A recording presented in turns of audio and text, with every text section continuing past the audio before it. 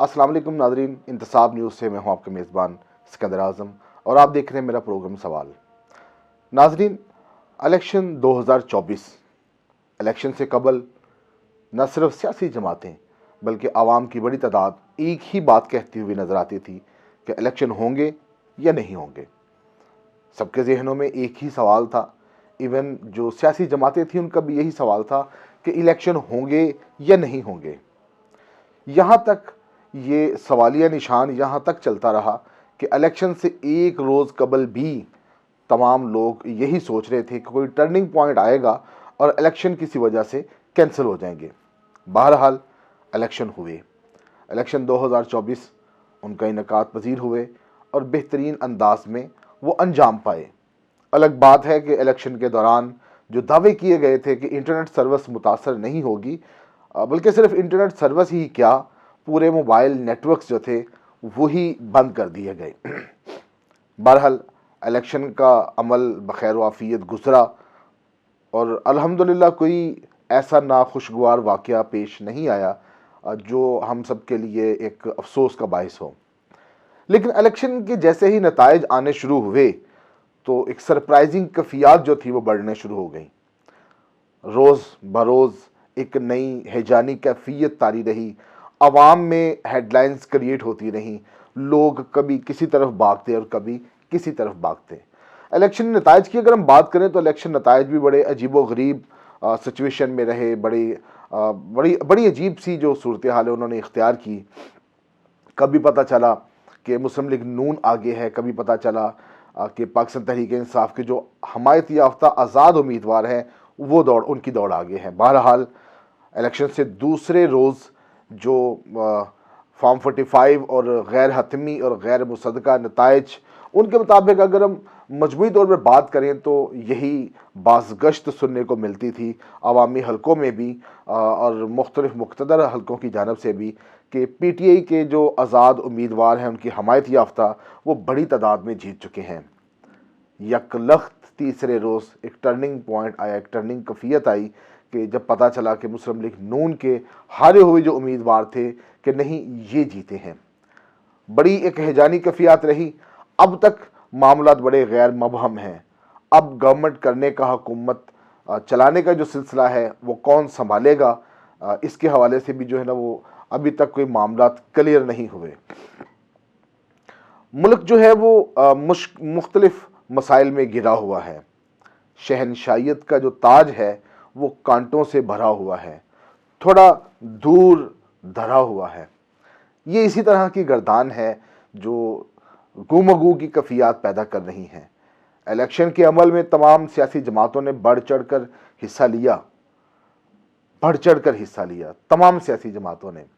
اور الیکشن ہونے کے بعد ایک دوڑ آیا کہ ہم حکومت کریں گے، ہم حکومت کریں گے اور ہم حکومت کریں گے۔ لیکن اب لگتا ہے کہ شاید کوئی بھی پارٹی جو ہے وہ حکومت کرنے کو تیار نہیں۔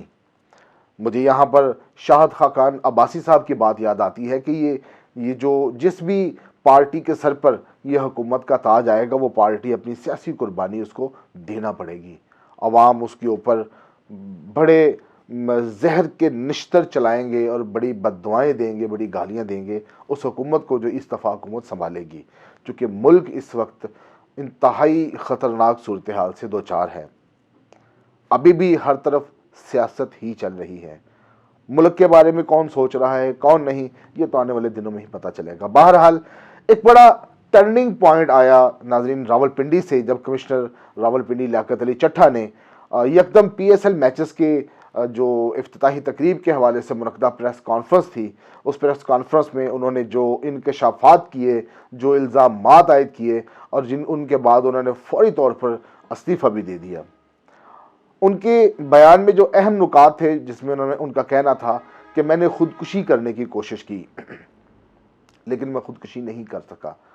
ان کا کہنا تھا کہ میں نے یہ بہتر سمجھا کہ حرام موت مرنے کے بجائے یہ تمام معاملات عوام کے سامنے لا کر رکھوں تاکہ عوام اس حوالے سے فیصلہ کریں سچ کیا ہے اور جھوٹ کیا ہے، اصل کیا ہے اور نقل کیا ہے، اور عوام کے سامنے وہ محرکات لائے جائیں جن سے اس وقت یہ ہیجانی کیفیات بڑھ رہی ہیں یا ان کو پیدا کیا گیا ہے۔ کمشنر لیاقت علی چٹھا کے بیان کے فوری بعد رانا ثناءاللہ مسلم لیگ نون کے رہنما فیصل آباد سے ہیں. اب سب لوگ ان کو اچھی طرح سے جانتے ہیں. ان کا ایک بڑا عجیب سا بیان آیا جس کے اوپر لوگوں نے ملا جلا رد عمل کا اظہار بھی کیا. بہرحال ابھی ایک جو مزید ٹرننگ پوائنٹ اس میں یہ ہے کہ رانا ثناءاللہ صاحب نے ایک اور بیان دیا ہے جو بڑا سرپرائزنگ ہے. وہ کہتے ہیں کہ کمشنر راولپنڈی بہت اچھے اور سمجھدار انسان ہیں, وہ کسی سازش کا حصہ نہیں. رانا ثناءاللہ کے بیان نے سب کو حیران کر دیا. ایک نجی ٹی وی چینل کے پروگرام میں گفتگو کرتے ہوئے مسلم لیگ نون کے سینئر رہنما رانا ثناءاللہ نے کہا کہ کمشنر راولپنڈی لیاقت علی چٹھا گزشتہ 20-25 سال میں 5 مرتبہ فیصل آباد میں تعینات رہے ہیں اور 24-25 سال قبل سٹی مجسٹریٹ کے طور پر بھی لیاقت چٹھا صاحب تعینات رہے. میں ان کو اس وقت سے اچھی طرح جانتا ہوں.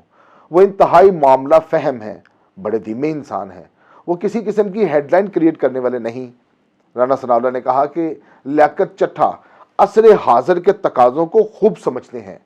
نوکری کے اسرار و رموز جو ہوتے ہیں وہ ان سے اچھی طرح واقف ہیں اور اسی طرح انہوں نے ہمیشہ اپنی سروس کی ہے. بڑے دنیا دار انسان ہیں, تو مجھے نہیں لگتا کہ انہوں نے یہ بیان کسی سازش کے تحت دیا ہے یا وہ کسی بہکاوے میں آ گئے ہیں. وہ بہت سمجھدار انسان ہیں. رانا ثناءاللہ نے مزید کہا کہ لیاقت چٹھا تھوڑا ڈپریشن کے مریض تھے, ان کو یہ مرض لاحق تھا. ایسے ہی کسی وجہ سے ایگریشن میں انہوں نے یہ بات کی, یہ جو بیان دیا جس کا اس وقت ہر طرف ایک ڈھنڈورا پیٹا جا رہا ہے, انہوں نے یہ جو بیان دیا انہوں نے یہ کسی ایگریشن کی وجہ سے انہوں نے یہ بات کی. تاہم رانا ثناءاللہ نے یہ بھی کہا کہ ان کے قریبی ذرائع نے مجھے بتایا کہ لیاقت چٹھا نے خودکشی کرنے کے لیے باقاعدہ رسا لٹکایا تھا اور خودکشی کرنے کی سنجیدہ کوشش کی ہے, جس سے ظاہر ہوتا ہے کہ ان کی ذہنی صحت, ان کی ذہنی حالت جو ہے وہ درست نہیں ہے. رانا ثناءاللہ نے مزید یہ بھی کہا کہ اگر لیاقت چٹھا سب صحیح کر رہے ہیں تو پھر باتیں کرنے کی بجائے ثبوت پیش کرتے. انہوں نے جو الزام چیف جسٹس پر لگایا ہے وہ سمجھ سے باہر ہے, ان کا تو اس سارے کام سے کوئی تعلق ہی نہیں. بہرحال ناظرین, میں اپنے اس پروگرام کو اس بات پر اختتام کرتا ہوں اس پروگرام کا کہ رانا ثناءاللہ صاحب کے جو پہلے دن کے بیانات تھے اور اس کے بعد جو بیان ہے اور اب یکسر ایک مختلف بیان انہوں نے دے دیا ہے, تو یہ معاملہ فہمی ہے, یہ مصالحت ہے یا یہ کیا ہے, اس کا فیصلہ عوام آپ خود کریں گے. بہرحال میرا پروگرام آپ کو کیسا لگا, آپ کے لائکس, کمنٹس اور آپ کی آراء سے ہمیں ضرور مستفید کیجیے گا اور آپ کی آراء ہی ہمیں گائیڈ کریں گی مزید ہمارے اگلے پروگرام کے لیے. تب تک کے لیے اپنے میزبان سکندر اعظم کو اجازت دیجیے. اللہ حافظ. مزید ویڈیوز دیکھنے سے پہلے ہمارا چینل سبسکرائب کریں اور بیل آئیکن بھی ضرور دبائیں.